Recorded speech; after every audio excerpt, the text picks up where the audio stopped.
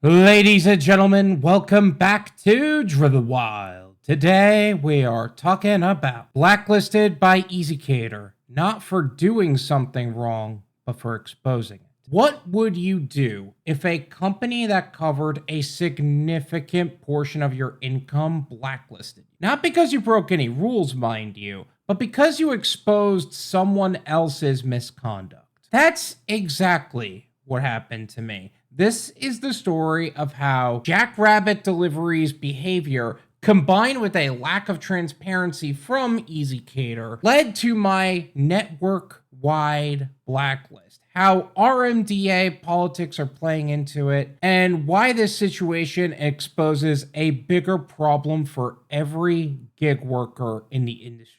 So in this video, we are talking about what happened to where I was blacklisted, what I was told versus how it actually is, and everything in between. But before we do that, let's go over a quick disclaimer. The content of this video does not contain is never intended to be legal, business, financial, tax, or health advice of any kind. This video is for entertainment purposes only. It is advised that you conduct your own research and consult qualified professionals before applying anything you find online. I also want to be clear, especially for this video, that everything that we're going to be going over is very case by case, and what applies to me may not apply to you. So with that said, let's get started. How it started. JackRabbit Deliveries and retaliation. Earlier this year, I was working with JackRabbit Deliveries, one of the dispatch companies connected through the Restaurant Marketing and Delivery Association, or the RMDA. During one of my ezCater orders, I was threatened by JackRabbit that they would cut my pay in half if I finished the delivery early. That kind of behavior immediately raised red flags for me. I've also brought up the issue of tip fraud with them and questioning how payouts were being handled and whether drivers are receiving the full amount that they were owed. And after raising these concerns, my access to their platform was cut off not long after. And while I can't confirm that JackRabbit directly initiated what later became the ezCater blacklist, especially since they were expelled from the RMDA before that happened, the timing and circumstances were significant. It set off a sequence of events that ultimately led to much larger consequences for my work. Fast forward, JackRabbit's misconduct was eventually recognized. They were expelled from the RMDA. Many of the issues that I raised were validated. And it later came to my attention that they were also engaging in questionable insurance practices, including adding companies under themselves to get around insurance requirements, which was a direct violation of the RMDA standards and ezCater standards. And that behavior ultimately became the final nail in the coffin for their membership. Unfortunately, after their expulsion, the consequences of that period continued to ripple outward. A fresh start, or so I thought. Recently, I signed up with Red Wagon Deliveries, another RMDA affiliated dispatch service. For about a week, everything ran smoothly. Then out of nowhere, I logged in to find my account suddenly labeled invalid. No warning, no explanation, nothing. And I called dispatch to find out what was going on. They knew me by name, and that was a little concerning. And that's when I spoke with Heather, who also happens to be the secretary of the RMDA board. She was straightforward and professional. You were blacklisted by ezCater. Heather also made it clear that it was not Red Wagon's decision, it was ezCater's decision. She wasn't given a reason for the blacklist because ezCater is the RMDA's client, and Red Wagon wasn't going to turn it into a fight with them. She was transparent about the situation and was clear that this was not a behavioral deactivation, it was a circumstantial one. Heather also explained to me that she doesn't have any other business in South Florida outside of ezCater, meaning this was effectively the forced deactivation, not due to anything that I did wrong, but because of how their business relationship with the RMDA and ezCater is structured. Importantly, this isn't limited to Red Wagon. The blacklist applies to every platform I've worked on that receives ezCater orders, including both the RMDA and non-RMDA dispatch companies. And as a result, I've been completely removed from receiving ezCater orders network why, including through Jeff's company, Food Fetched. And based on the context that she and Jeff shared, it appears that this likely stems from that earlier period. But ezCater has not communicated their reasoning to me directly or to them. And the exact internal process behind the blacklist remains unclear. Confirmation from the inside. Now, to make sure I understood the full picture, I spoke with Jeff, who is the owner of Food Fetched and a board member of the RMDA. He is also currently my business partner, as many of you know. He confirmed the blacklist and recommended I reach out to Paul, the RMDA's president, and somebody I've been working closely with for a period of time now, to ask for his support in resolving this issue. Jeff was realistic with me and stated historically that Paul tends to prioritize ezCater's interests as a client and doesn't typically challenge their decisions. The RMDA leadership has even removed board members in the past for pushing back too hard. So I really wasn't expecting much, and I really don't expect much from this. But because of that, while I may reach out, I know that relying on Paul as a primary advocate isn't a strong strategy on its own. Why this matters: systemic retaliation in gig work. Let's be clear. This is not just my problem. This is a structural vulnerability in the gig logistics ecosystem. One DSP, JackRabbit, can act in bad faith. Their actions can trigger a network-wide blacklist throughout ezCater, and drivers would not get notice, appeals, or due process on this. And in my case, the only reason I found out was because Heather was willing to be a straight shooter about it, and Jeff is my business partner. Most drivers would not receive that level of transparency.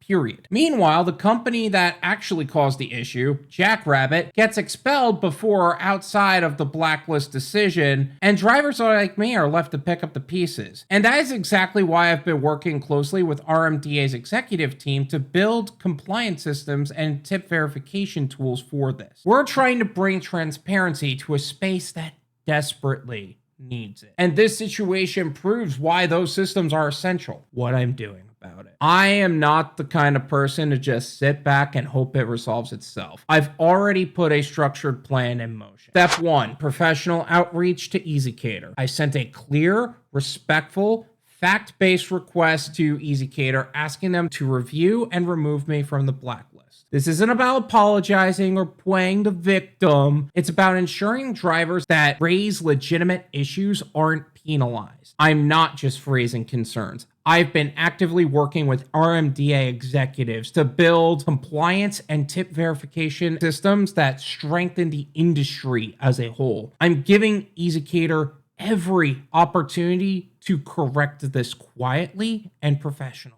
Step 2, strategic RMDA engagement. Heather made it clear that ezCater holds the client relationship, and her advice was to apologize profusely and keep the peace. You know, since Red Wagon isn't really in a position to challenge ezCater directly, nor really the RMDA. And Jeff, on the other hand, recommended that I reach out to Paul, the RMDA's president, to ask for his support. And while I intend to follow through with that, I'm also realistic. I don't expect much. I respect Paul's priority to put the RMDA's relationship with ezCater first, and historically he hasn't challenged their decisions too much based on what I've been told, but because of that, I'm treating this as one piece of the strategy, not the entire solution. Legal positioning. I have documented the full timeline.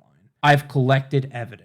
I am preparing a legal positioning memo, and a lot of this is already public through the videos on my channel, where I've been transparent about everything that has happened so far. I want to be clear, I don't want to take this that far if I don't have to. The companies and individuals involved, especially within the RMDA, have historically treated me well, and it's not right that I'd have to involve them in something that they didn't cause, especially since they're actively working with me for solutions. But I also have to put my financial positioning first, and if ezCater doesn't address this, I will have to escalate as needed.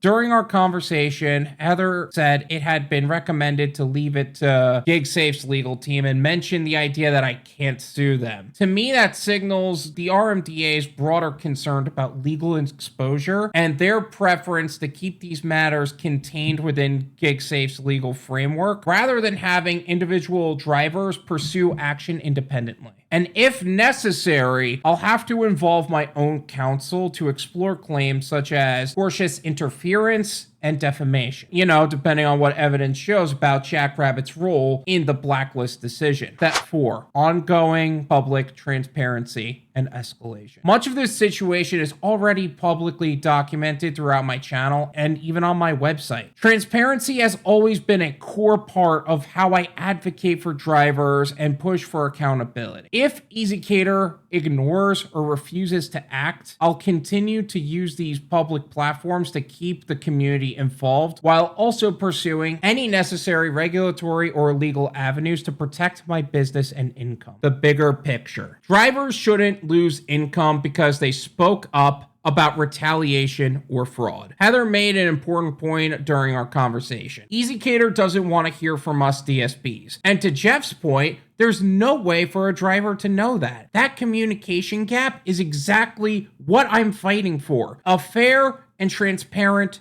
process, and it is so vital today. There needs to be a clear appeals process when something like this happens. Blacklists should be reviewable, not permanent sentences based on the actions of a bad actor. And platforms like ezCater shouldn't rely on retaliation reports from DSPs without verifying the facts. My case highlights a gap that hurts every gig worker in the network. If it can happen to me, someone actively working with RMDA on compliance, it can happen to anyone. Final thoughts. I am not looking to pick a fight with ezCater. I'm looking for fairness and working to make the industry as a whole better. My hope is that ezCater does the right thing, quietly corrects this, and that's the end of it. But if they don't, I'm prepared to escalate this through legal, regulatory, and public channels. If you're a driver or a DSP that has faced similar issues, I'd recommend to start documenting everything. Blacklists shouldn't be a silent weapon against those who speak up. The situation isn't over.